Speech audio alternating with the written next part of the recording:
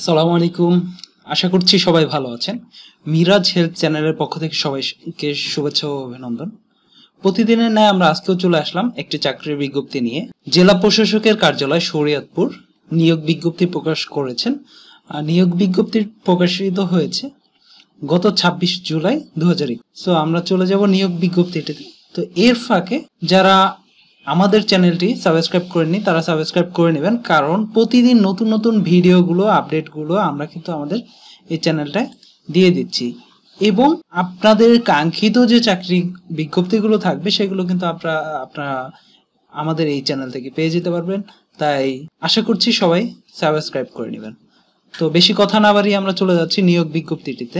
জেলা প্রশাসকের কার্যালয় শরীয়তপুর নিয়োগ বিজ্ঞপ্তি ৯ জুন ২০২১ এর ছাড়পত্রের পরিপ্রেক্ষিতে জেলা প্রশাসকের কার্যালয় সার্কিট হাউস শরীয়তপুর এবং উপজেলা নির্বাহী অফিসারের কার্যালয় সমূহে নিম্নবর্ণিত শূন্য পদে অস্থায়ী ভিত্তিতে জনবল নিয়োগের নিমিত্তে শরীয়তপুর জেলার স্থায়ী বাসিন্দাদের নিকট থেকে নিম্নোক্ত শর্ত সাপেক্ষে জনপ্রশাসন মন্ত্রণালয় কর্তৃক প্রবর্তিত নির্ধারিত ফর্মে আবেদন আহ্বান করা যাচ্ছে।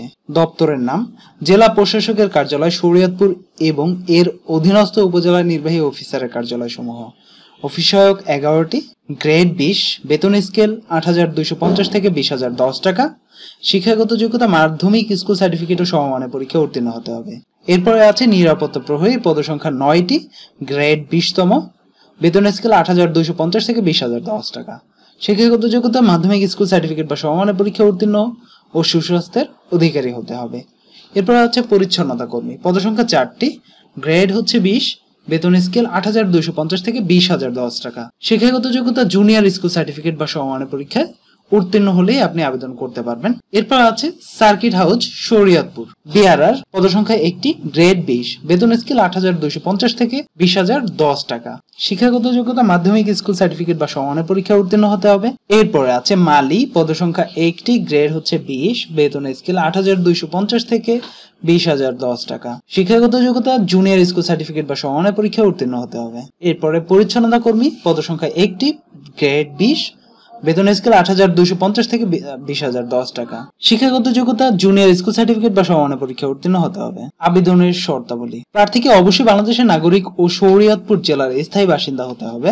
জেলা প্রশাসন শরীয়তপুরের ওয়েব পোর্টাল www.shariatpur.gov.bd হতে ডাউনলোড করে জেলা প্রশাসক শরীয়তপুর বরাবর স্বহস্তে আবেদন ফর্ম পূরণ করে আগামী ৩১/৮/২০২১ তারিখে অফিস চলাকালীন সময়ের মধ্যে ডাকযোগে এই কার্যালয়ে পৌঁছাতে হবে। সরাসরি অথবা কুরিয়ার সার্ভিসের মাধ্যমে কোনো আবেদনপত্র গ্রহণ করা হবে না। জেলা প্রশাসকের কার্যালয় শরীয়তপুরের নেজারত শাখা হতে আবেদন ফর্ম সংগ্রহ করা যাবে। প্রার্থীর বয়স ৩১/৮/২০২১ তারিখে ২৮ থেকে ৩০ বছরের মধ্যে হতে হবে। তবে বীর মুক্তিযোদ্ধা, শহীদ বীর মুক্তিযোদ্ধার পুত্র, কন্যা বা প্রতিবন্ধীদের ক্ষেত্রে বয়সীমা ৩২ বছর পর্যন্ত শিথিলযোগ্য। আবেদনপত্রে প্রার্থীর পূর্ণ নাম স্পষ্ট অক্ষরে, পিতা বা স্বামীর নাম, মাতার নাম, স্থায়ী ঠিকানা, বর্তমান ঠিকানা, জন্ম তারিখ, বয়স, জাতীয়তা, ধর্ম, অভিজ্ঞতা যদি থাকে, কোটার নাম যদি থাকে, শিক্ষাগত যোগ্যতার বিবরণ নিম্নোক্ত ছক মোতাবেক উল্লেখ করতে হবে। এখানে ক্রমিক নাম্বার, পরীক্ষার নাম দিবেন, শিক্ষা প্রতিষ্ঠানের নাম দিবেন, বোর্ড বা বিশ্ববিদ্যালয়ের নাম দিবেন, প্রাপ্ত শ্রেণী বা জিপিএ বা সিজিপিএ অর্থাৎ আপনি যে রেজাল্টটা পেয়েছেন সেই রেজাল্টটা দিবেন। এখানে উত্তীর্ণ হওয়ার বছর, কত সালে পাস করেছেন সেই বছরটা আপনি উল্লেখ করতে হবে। আবেদনপত্রের সাথে নিম্নবর্ণিত কাগজপত্রাদি সংযুক্তি করতে হবে। নম্বরে সংশ্লিষ্ট পৌর, মেয়র বা ইউনিয়ন পরিষদ চেয়ারম্যান কর্তৃক প্রদত্ত নাগরিক সনদপত্র, শিক্ষাগত যোগ্যতা, সদ্য তোলা পাসপোর্ট সাইজের 3 কপি ছবি, প্রার্থীকে আবেদনের সাথে পরীক্ষার ফি বাবদ অফেরতযোগ্য জেলা প্রশাসক শরীয়তপুরের অনুকূলে সোনালী ব্যাংক লিমিটেডের যে কোনো শাখা হতে ১০০ টাকার ট্রেজারি চালানের মূল কপি দাখিল করতে হবে। জাতীয় পরিচয়পত্র ফটোকপি প্রথম শ্রেণী গেজেটেড কর্মকর্তা দ্বারা সত্যায়িত করাতে হবে। প্রথম শ্রেণী গেজেটেড কর্মকর্তা কর্তৃক প্রদত্ত চারিত্রিক সনদপত্র, নির্ভুল ঠিকানায় প্রবেশপত্র ইস্যুর স্বার্থে আবেদনপত্রের সাথে নিজ নাম, ঠিকানা সম্বলিত ৯.৫x৪.৫ সাইজের ১০ টাকা মূল্যের অব্যবহৃত ডাক টিকিট সহ একটি ফেরত খাম সংযুক্ত করতে হবে। খামের উপর স্পষ্ট অক্ষরে আবেদনকারীর নাম, ঠিকানা, পদের নাম এবং কোটার নাম যদি থাকে সেটা উল্লেখ করতে হবে। লিখিত ও মৌখিক পরীক্ষার অংশগ্রহণের জন্য কোনো টিএডিএ প্রদান করা হবে না।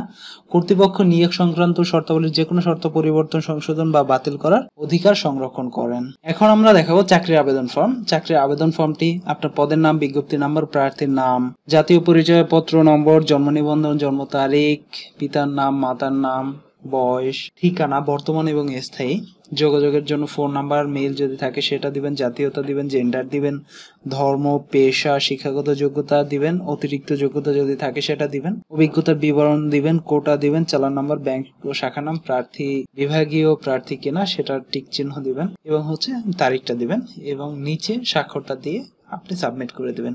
সো যারা যারা আবেদন করতে চাচ্ছেন অবশ্যই আবেদন করে নেবেন এবং ফাঁকে যদি কেউ আমাদের চ্যানেলটা সাবস্ক্রাইব এখনো না করে থাকেন তাহলে অবশ্যই সাবস্ক্রাইব করে নেবেন, পরবর্তী আপডেটগুলো যাতে আপনার কাছে দ্রুত নোটিফিকেশন যায় এবং আপনারা প্রত্যেকটা চাকরির আপডেটগুলো পেয়ে যেতে পারেন। সবাই ভালো থাকবেন, সুস্থ থাকবেন। আল্লাহ হাফেজ।